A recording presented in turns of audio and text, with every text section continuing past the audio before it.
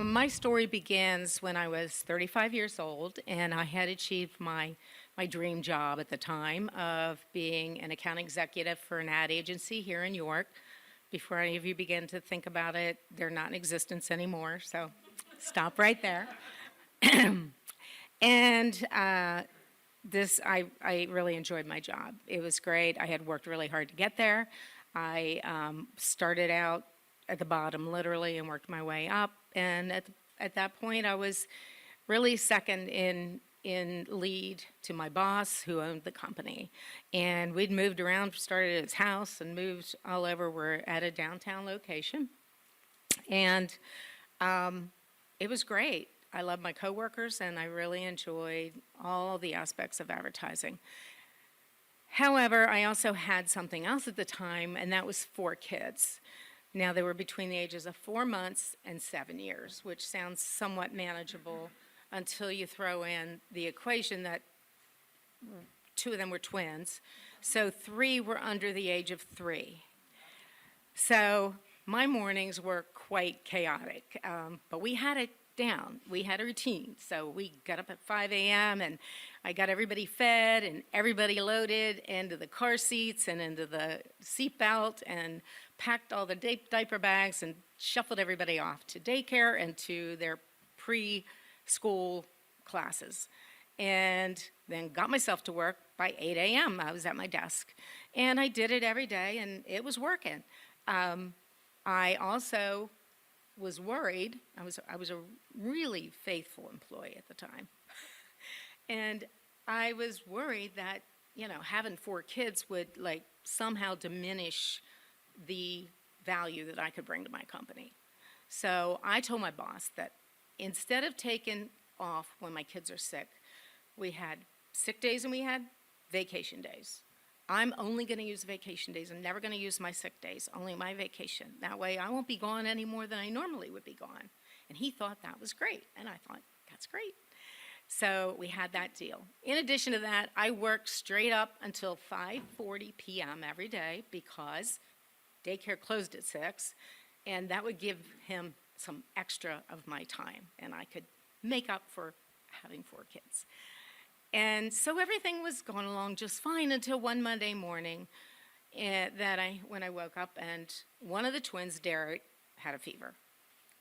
So, okay, no problem. He has a fever, called in, took a vacation day, got everybody where they belonged, took the twins both to the pediatrician where I got, the diagnosis, it's an ear infection, and here's his antibiotics. Great.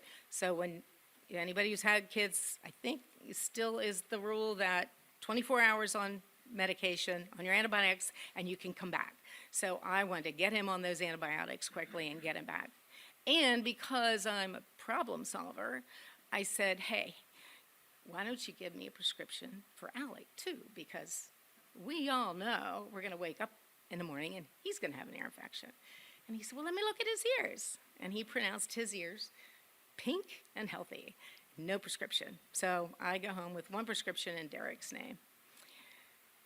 And of course, wake up the next morning and Alec has a fever. And we do the whole thing all over again. Shuffle everybody off to where they belong, run into the pediatrician, get the antibiotics, call into work, take a day off. By Wednesday, I had done my job. I had everybody on their medications. We got everyone back at daycare and did our normal chaos routine. And I'm at my desk by 8 a.m. After a while, my boss came in, and he was really concerned. And I thought, that was really sweet of him to care about my babies. So he said, what happened? And I told him. And then he said, well, that's not going to work. I said, what do you mean? Well, that's going to be a problem. Why is that going to be a problem? We had a deal. He said, yeah, but you see, I'm not going to say her name. My wife and I were out on the boat this weekend, and we were having such a good time. We decided to take 2 extra days off. So I wasn't here, and I didn't know that you weren't here. So the agency was without leadership. So we can't have that. Had I been older, I would have said, wait a minute, you mean to say that my kid's being sick not your yachting fantasy is the cause of this problem. But I was naive and afraid and nervous and wanted to be perfect.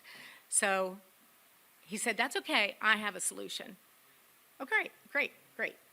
So I went into his office later in the afternoon and I said, what's your solution? What do you want to do? And he said, I think you should hire a nurse when your kids are sick so they can stay with your kids and you won't miss work. Now, he didn't say, I'll hire you a nurse. He said, you should hire a nurse. And I was truly stunned. I went home. I did nothing at the time. I went home and I had to ponder this, not for long, because when I did the math, I discovered that after daycare and before taxes, I was taking home 26% of my pay.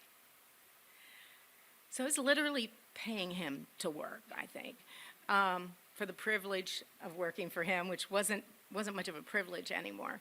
So I still was in a quandary because this was my dream job, and there was nowhere to go but up. I was getting new clients, and I could actually make good money and do great, and maybe buy the agency one day. But that math just wouldn't go away. And I'm not great at math, JJ, but it doesn't take a genius to tell that I was going down the wrong path. So when he made that statement to me, it wasn't just stupid. It was my fork in the road. And I went in on Friday morning and resigned. So I stayed home for the next 4 years with my kids. And when I finally did go back to work, well, while I was home, I discovered, interesting math, that I had the same amount of money left over after the bills that I did when I was working. It was zero money, but it was comfortable zero money. And I didn't have an ulcer from worrying about my kids getting sick. So when I finally did go back to work, I ended up working for a great company here in New York that put community and family right up there with profit. And I never looked back, not even 10 years later when he looked me up and called me and offered me a job. And I really, truly did not mean to do it, but I laughed out loud on the phone. So I'm grateful that I took the right fork in the road.